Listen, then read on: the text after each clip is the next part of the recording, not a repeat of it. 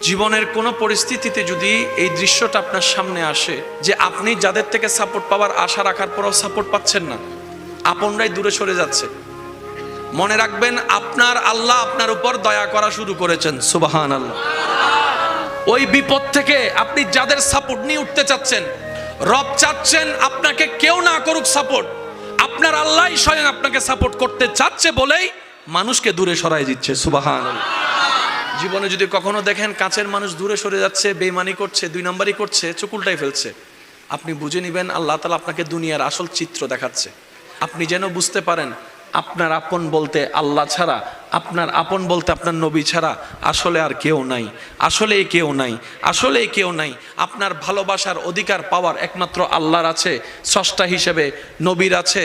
আপনার উম্মত হিসেবে আপনি ভালোবাসবেন আপনার নবীকে, আপনি আল্লাহকে ভালোবাসবেন, আপনার নবীকে ভালোবাসবেন। এই বুঝটা দেওয়ার জন্য আল্লাহ অনেক সময় দুনিয়ার এই বাস্তবতা আমাদের সামনে এনে দেয়। অনেক ভাই বোন, ভাই ভাই এমনও আছে মানুষের কথার ফাঁদে পড়ে, ভুল বোঝাবুঝির কারণে কিংবা মেজাজ গরম থাকার কারণে, দুই চারটা কথার শিকার হওয়ার কারণে হয়তো কোনো একটা সময় দূরত্ব হয়েছে, কিন্তু এখন একজন আরেকজনের সাথে মিলতে চায়, বসতে চায়। ওনাদের মাথায়ও চলে আসছে বাঁচবো আর কয়দিন, বুড়া তো হয়ে গেছে, কিন্তু ভাইকে এখনো বুকে জড়াতে পারলাম না, অনেক দিন হয়ে গেল। বড় ভাইয়ের মনেও সে তৃষ্ণা থাকে, ছোট ভাইয়ের মনেও সে আকাঙ্ক্ষা থাকে, কিন্তু অনেক দিনের দূরত্বতার কারণে, লজ্জাবোধের কারণে তারা মিলতে পারে না। আমি আমার ভাইদেরকে, যুবক ভাইদেরকে অনুরোধ জানাবো, যদি এরকম কোনো ফ্যামিলি কন্ডিশন হয়, আপনারা যুবকরা মিলে, ভাইরা মিলে, চাচতো ভাই জ্যাঠতো ভাইরা মিলেই আপনারা উদ্যোগটা নেন, ভাই ভাইকে যেন জড়াই ধরতে পারে, ভুল বুঝাবুঝি যেন শেষ হয়ে যায়। কথা বলেন ঠিক কিনা? বান্দা বান্দাকে মিলানোর কাজ করবে, আল্লাহ সেটা দেখে গুনাহ মাফ করে দিবে। সুবহানাল্লাহ। আমি শুনি না, আরো জোরে বলেন। মিলে থাকেন, কেউ মিলে থাকতে না চাইলে তার আল্লাহরে সে জবাব দিবে। আপনার পক্ষ থেকে আপনি ক্লিয়ার থাকেন, মানুষের উপকার করবেন, থ্যাংক ইউ পাওয়ার আশা রাখবেন না, করতেই থাকবেন। কেন?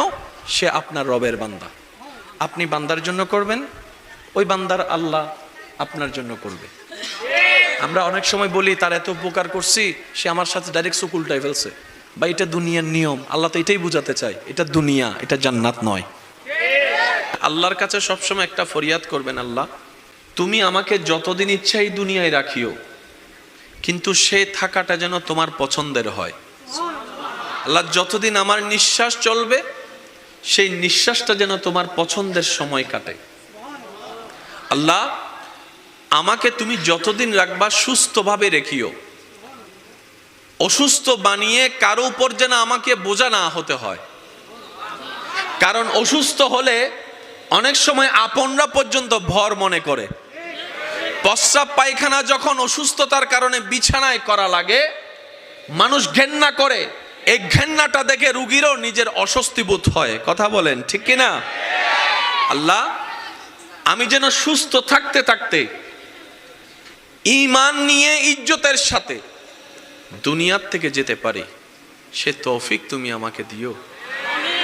মাওলা যতদিন আমি বেঁচে থাকবো তোমার বান্দা, জীবনের শেষ নিঃশ্বাস পর্যন্ত কখনো যেন কারো কাছে হাত পাততে না হয় আমায়, সেই রিজিকের ব্যবস্থা তুমি করে দিও। আল্লাহ গো, আমি যখন দুনিয়াতে থাকবো না, আমার সন্তানদের ব্রেইনে মনে তুমি এমন নূরের আলো দান করিও, তারা যেন মা বাবার জন্য অন্তত হাজার ব্যস্ততার ভিতরে একটু যেন দোয়ার হাতটা তোমার দরবারে তুলে এমন সন্তান ব্যবস্থা করে দিও। আল্লাহর কাছে এই দোয়াগুলা করা যাবে ইনশাআল্লাহ? আওয়াজ শুনি নাই। এগুলো কি আমাদের জন্য ভালো হবে না খারাপ হবে? যত উত্তম দোয়া আছে, সবচাইতে উত্তম দোয়ার মধ্যে এগুলা অন্যতম উত্তম দোয়া। কি বলেন আপনারা? একমত আছেন তো? সবাই সবাই একমত আছেন তো? কারণ আমরা ইজ্জতের জীবন চাই, বেইজ্জতি হয়ে মরতে চাই না। কথা বলেন ঠিক কিনা? আমরা মানুষের উপকার করে মরতে চাই, কারো উপর বোঝা হয়ে, অপমানিত হয়ে মরতে চাই। আল্লাহ পাক আমাদের সবার উপর সে দয়া দান করুক, আমিন। ফাজকুরুনি আযকুরুকুম, ফাজকুরুনি আযকুরুকুম। আপনি নীরবে একা রুমে বসে আপন রবকে ডাকছেন, জিকির করছেন, ওখান থেকে রব ডাক দিয়ে বলে, বান্দা ফাযকুরুনি আযকুরুকুম, তুমি আমাকে ডাকো, আমি তোমার ডাকে উত্তর দিয়ে দিব। সুবহানাল্লাহ। বান্দা তুমি আমাকে ডাকতে থাকো, আমি আল্লাহ তোমার সমস্যাকে সমাধান করে দিব। সুবহানাল্লাহ।